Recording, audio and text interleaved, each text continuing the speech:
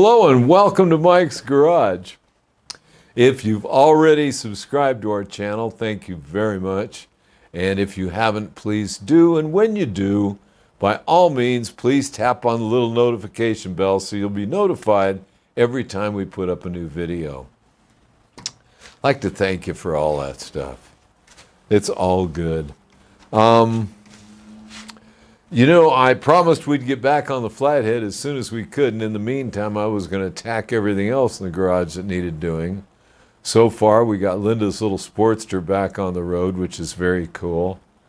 The one that she ran over a bear with. Only Linda. Anyway, and I don't know what, oh yeah, we did the pipes on the shovel head. We took them off and got those bolts out that were in there from the sidecar mounts. Anyway, my Knucklehead has been giving me a problem for a long time, and I'm about to sneeze. But anyway, excuse me for a moment. Okay, I'm back. Sorry about that. Anyway, we have, with the weather changing, first it was hot, then it was cold, then it was hot. The plants are all confused, and my neighborhood is so full of pollen. And that's why you're having to put up with this. I'm sorry. Anyway, moving right along. My Knucklehead, I get too much oil to the top end. You know, it's very common practice to put a restrictor in this feed line, which I have done. And oil still seems to collect in the top too much, which makes it leak, because these things were really never sealed that well on top anyway, which is fine, because you shouldn't have too much oil up there. It's supposed to go in. All you need is for rocker arms to get wet. As long as they stay wet, everything's good. And then the oil returns through the push rod tubes and all that, and everything seems to be working fine, but I'm still gathering too much oil up here. I've run lines through or wires through the feed lines up here at the top, the whole works. So the next thing I came up with was in 1941, Harley came up with something new on their Knuckleheads. And what it is this oil pump cover and this little piece here. And what that is a centrifugal valve. And what it does is it evens out the oil in the system. It evens out the pressure at low pressures, not at high pressures. I've also been experimenting around thinking I maybe have too much pressure in the system.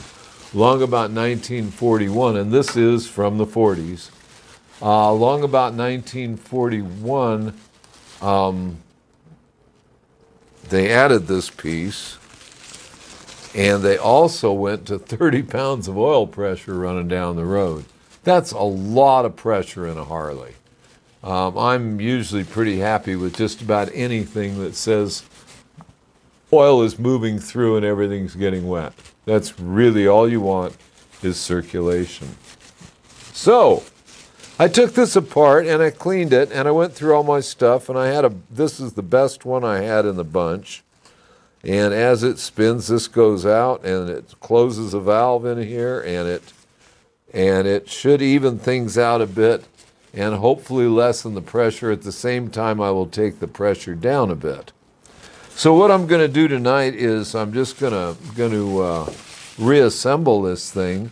You can see in there, I think, if you get the camera on it, Mike, what there is a gasket goes in there, naturally, and then the cover goes on, and that's pretty cool. Here is the gasket and the cover. Let's see. I think I've got it turned the right way. There's the gasket and the cover. And then comes this piece. And this goes in on that side of the cover. And then the cover goes on with another gasket. So I think what I'm going to do right now is just do it. We'll put it back together. You know, like I've said before, this is my life. This is what I do. I go through and I do I used to have to do all these projects for a living. Now I do them for me. And that's pretty cool.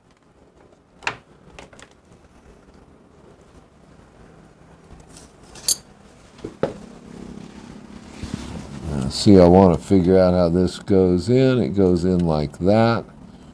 Now, whenever you do gaskets like these, you always want to check them and make sure that you have the right gaskets. It's a little maddening if you don't.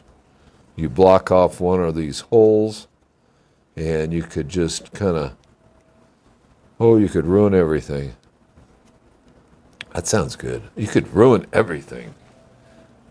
It's like putting your eye out if you play with a BB gun. Okay.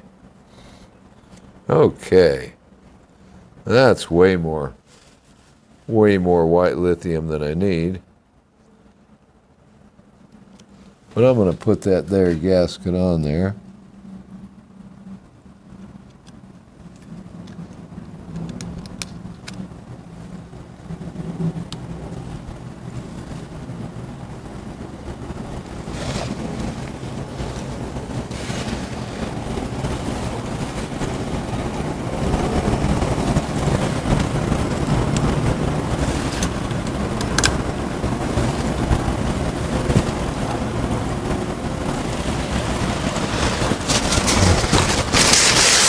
I think we got a nasal problem here again.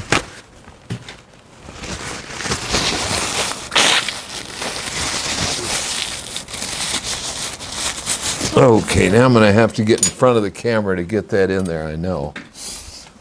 That's just the way it is.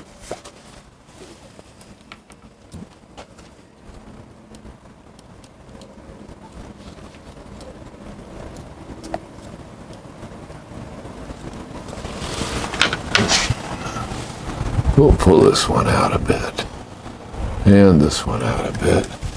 Then we'll be able to get that one on a whole lot easier.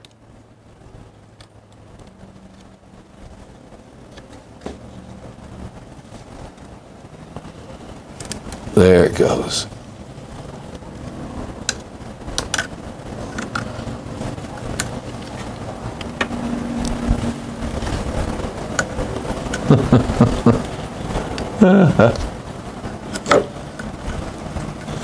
Now, I'm not going to tear up this gasket. It seems to me I only have one. So.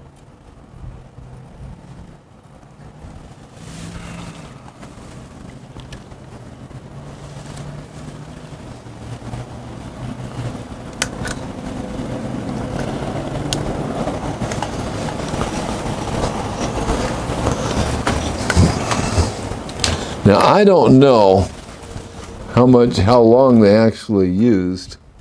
I could look in my books and figure it out.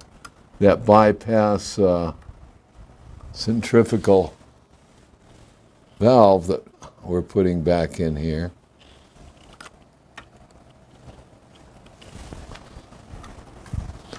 But they thought it was a pretty good idea, so I'll stick with it.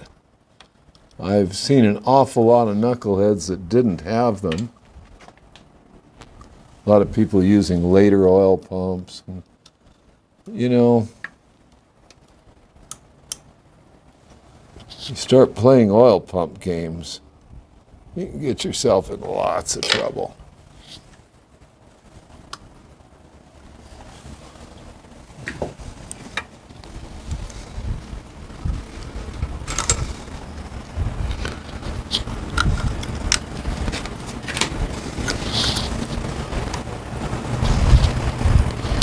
Is it catching on the threads? Sure.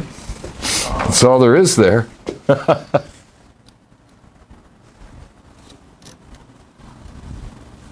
I cleaned those threads pretty good, but there it is. Now let's see if I can get the top one in. Heck no.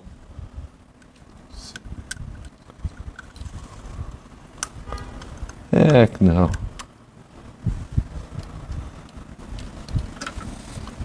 All right. Whoa. I'm wore out. I think we're done. No, wait a minute here. Let me see what I can do. Okay, now I need white lithium on this plate. Now you can see where that big recess is, where the shaft to drop into and all that.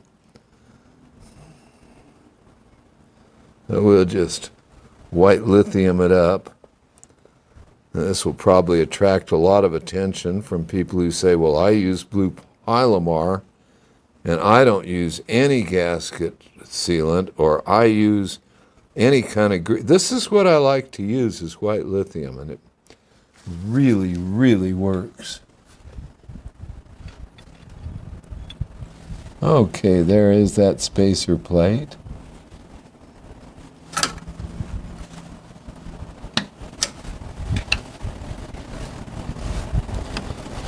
All right. We have really done it up. Now, let's see. I think what I'm going to do is put this on here. And the reason I'm going to do that, because it has to be clocked for this drive to line up. So I'd really like to know that this thing's gonna stick a little bit in place. So if I put some grease on it, look at that, it'll hold right there like a champ. Now we're going to put this gasket on. It's not such a bad job, is it? Oh, wait a minute, I already lubed that. I already did that. Well, let's take that off of there. See how nice that just comes right off? Move this side. Yes, I did, didn't I? No. Oh, I didn't? Move the other side. Well, good thing you're keeping an eye on things, man.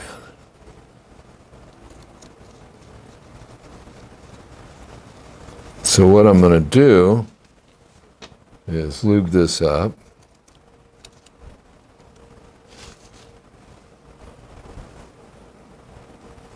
Right here. The big deal is if you use any kind of sealant, no matter how wonderful that sealant may be, chances are it's going to block a hole, or at least restrict it, causing either an increase or a decrease in pressure, something you may never even know that you did. I'd rather do it like this. I know the little white lithium grease in my system's not going to hurt a thing.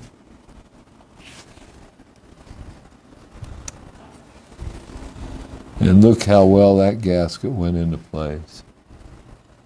Well, it's trying to. There it is. There it is. I think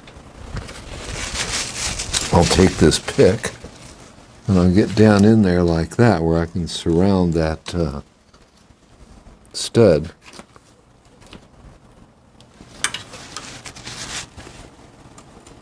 No, it's not going on that well.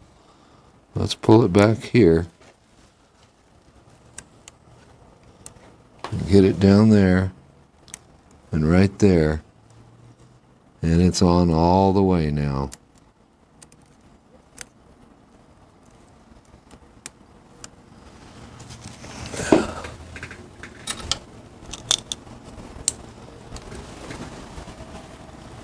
Feel all the way around that valve. It's funny calling it a valve. I just don't feel like calling it a valve, even though it is. Okay. So we got one more blow on the nose here. Excuse me.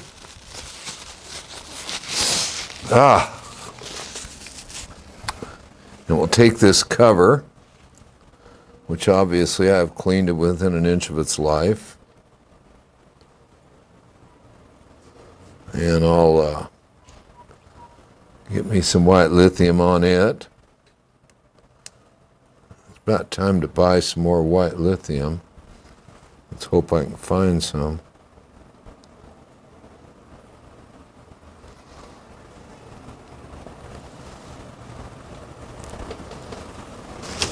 All righty. So on we go here. Get it clocked into the right position.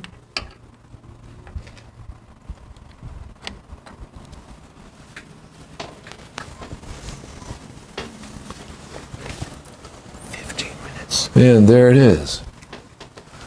So what we'll do now is we're going to put I went through some stuff in my parts room and I came up with some brand new oil pump plugs, or nuts and washers. This is another thing to remember, is that these old, people call this stuff early model now, which is fine. What they are is these nuts are quarter 24, not quarter 20, not quarter 28, but quarter 24.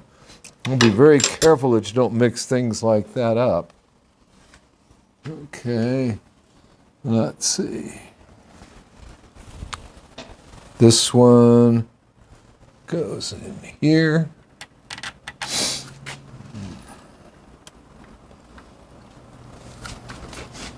And it's going to go right in there with a 7/16 wrench. And what I did is I brought out my little inch-pound torque wrench.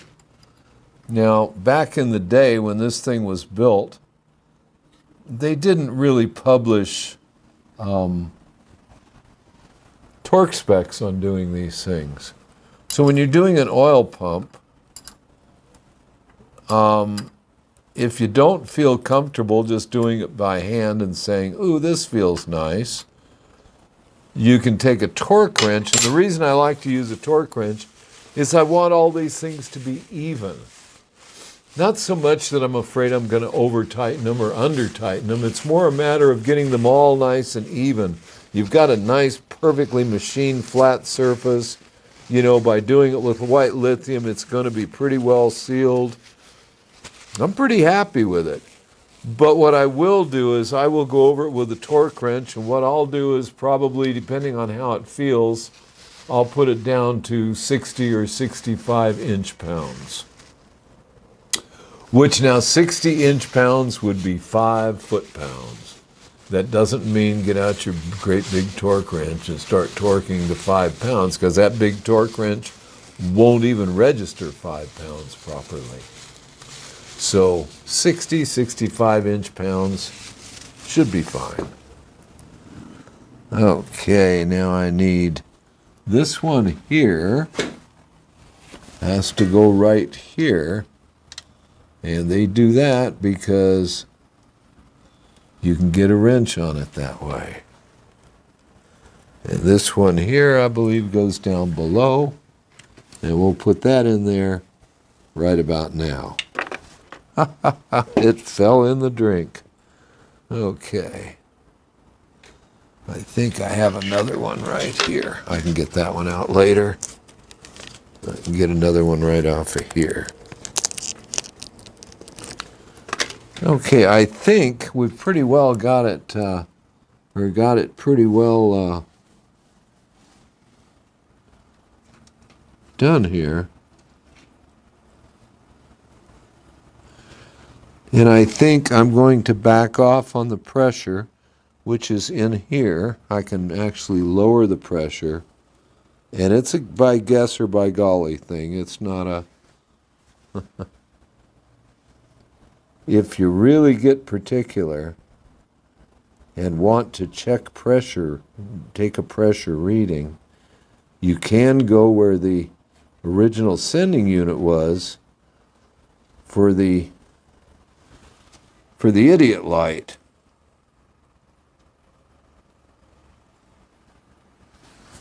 What I don't want to do is drop that nut into that oil pan that I have underneath this motor right now.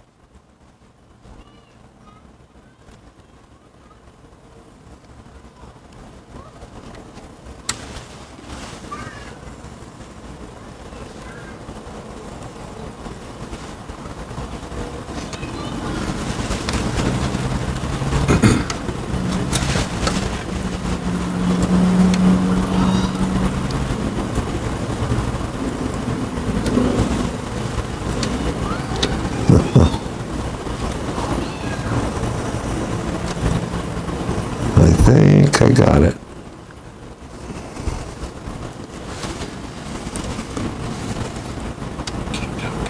I think I got it. Yes, I did. Yes, I did.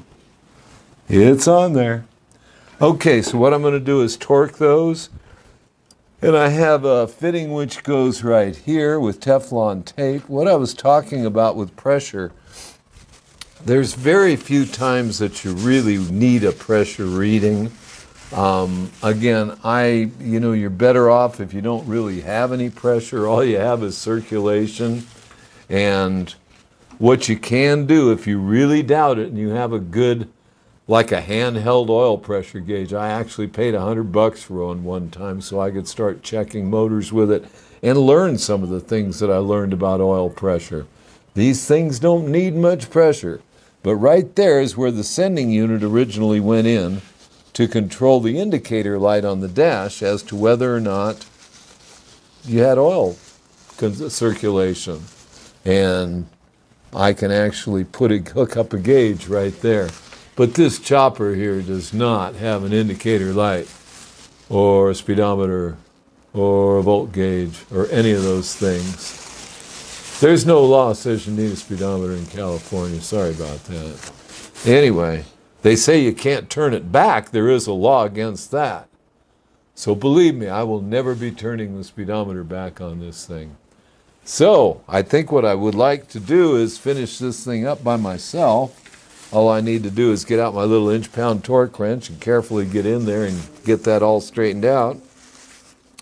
And I'll get it back together and see how it does. There are a few parties coming up, and I'm going to need to take this bike to it. So until then, I'll see you out on the road.